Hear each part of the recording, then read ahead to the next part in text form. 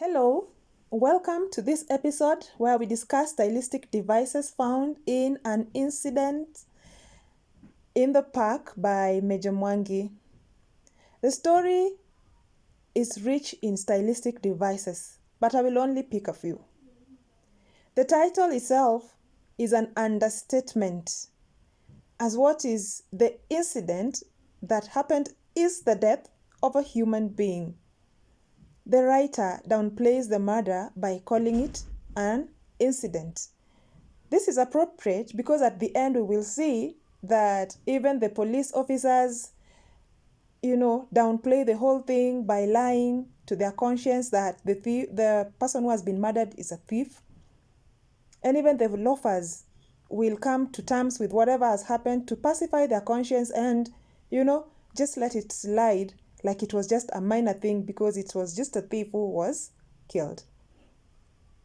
So I think it's just to paint out how vices can happen in our societies and especially in urban areas whereby terrible things are downplayed and wished away as though they never happened.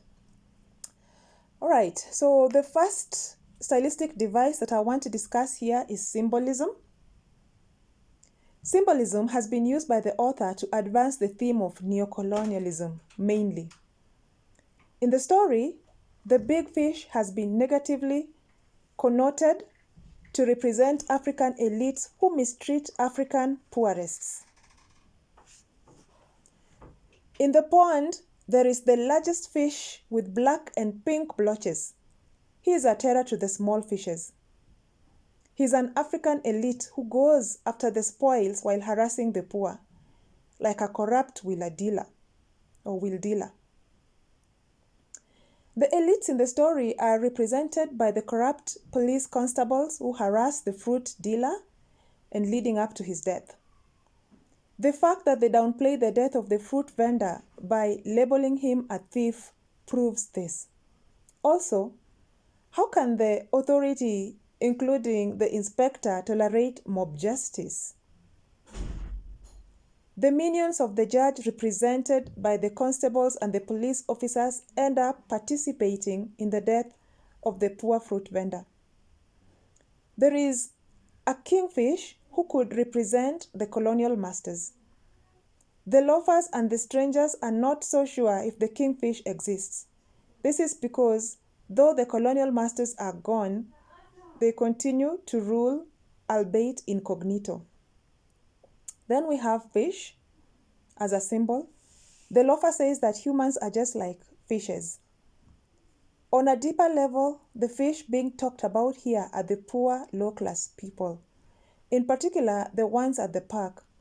When the loafer throws anything at the fishes, they mindlessly rush to get it before they realize that what has been thrown them is not food. In the same way, when the fruit vendor is at large and the people are alerted about his plight by the constable, they mindlessly rush at him and attack him, leading to his death. The mob justice witness is akin to the rush for anything thrown at the fishes, as in they are the same. This is greatly facilitated by the idleness witnessed at the park among the poor, just as the fishes are idle and hungry. The fish pond is another element of symbolism, and it represents the park from which the poor while away their time. This is because we have already said that the fish represents people, especially poor people, who rush for anything thrown at them, in a fashion akin to the mob justice we witness when they attack the fruit vendor without giving a second thought. In that regard, then the fish pond is the park. Secondly, we have contrast as a stylistic device. One could say that the story, An Incident in the Park, is a story of contrasts. The author uses contrasts to advance the theme of class stratification. On the one hand, we have the working class people, and on the other, the poor jobless idlers. The office workers are portrayed as obedient to Mr. Time, as in the clock, meaning that they are time conscious, while the loafers at the park couldn't care about Mr. Time at all. To them, the sound of the chiming clock was just a sound from another world, we are told. If anything, they curse the clock and look the other way when it calls. As a result, the loafers having nothing to do are idlers who while away time doing mindless activities. The loafers having nothing to do while away their time, as we see in the story. A classic example is the loafer who plays games with the fishes. He mindlessly throws objects into the pond to catch the attention of the fishes. In the same way, the humans in the park live for the coming and the disappearing of the office workers who always arrive in time. Mindlessness of the park people is also displayed by the boaters who idly watch as they row their boats as the other idle loafers watch them. The loafers are portrayed in stillness, like usually just sitting, or in sleepiness, usually just sleeping, stillness, until the time when they hotly come after the fruit vendor, while the office workers are contrasted to that as always being in movement. Thirdly, we have personification. The author uses a lot of personification in the story to a point where it seems like this stylistic device has been overused. Right from the first paragraph to around the third, we see a lot of inanimate objects being treated as though they were not. For example, we see the parliament and the clock being said to have frowning faces in paragraph 3. We also see phrases such as cars, braid, breaks, shrieked, and so many other such examples.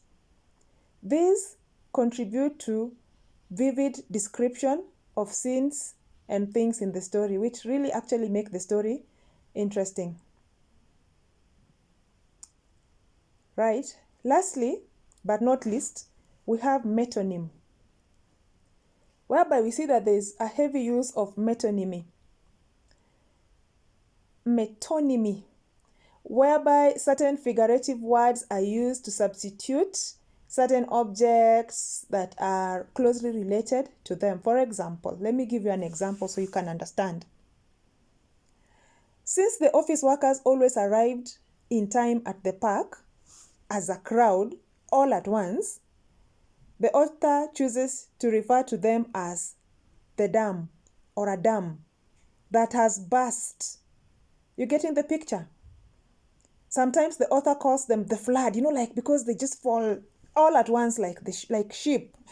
So the flood, sometimes they are referred to as the wave, other times they are referred to as the tide. You get the picture, very vividly described. So these are figurative words that are related to the movement of the mammoth crowd. The loafers in the park are also just sometimes referred to as the park, the inhabitants of the park. So they are the park.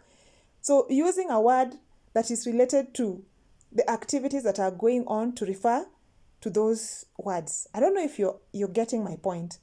So that is metonymy. Right. So these are many and many more are the stylistic devices employed by the author in this story, An Incident in the Park. I see metaphors. Now this is a different one. Metaphors as in dormant dragon growling. I also see similes. I see a lot of foreshadowing. At least I saw 2 instances of foreshadowing and lots of vivid description.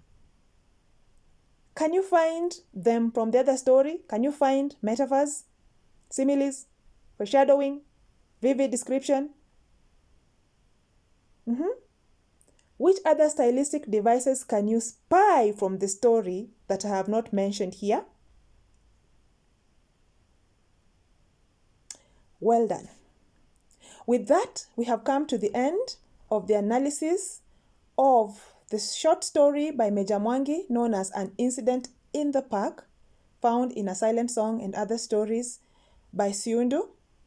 Please subscribe for more such analysis and like this video for us. We'll really appreciate that. Thank you. Goodbye.